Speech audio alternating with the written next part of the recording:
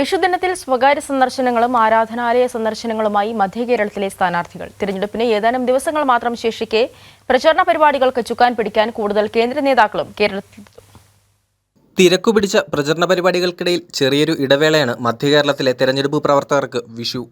ആഘോഷ ദിവസം പൊതുപ്രചരണ പരിപാടികൾ ഒഴിവാക്കി സ്വകാര്യ സന്ദർശനങ്ങളിലും ആരാധനാലയ സന്ദർശനങ്ങളുമായാണ് സ്ഥാനാർത്ഥികൾ മുന്നോട്ടു പോയത്.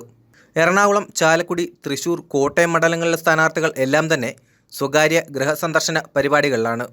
എറണാകുളം ലോക്സഭാ മണ്ഡലം LDF സ്ഥാനാർത്ഥി KJ ഷൈൻ ടീച്ചർ പറവൂർ ഡിവിഷനിലെ അനാഥാലയത്തിലാണ് വിഷുസദ്യ കഴിച്ചത്.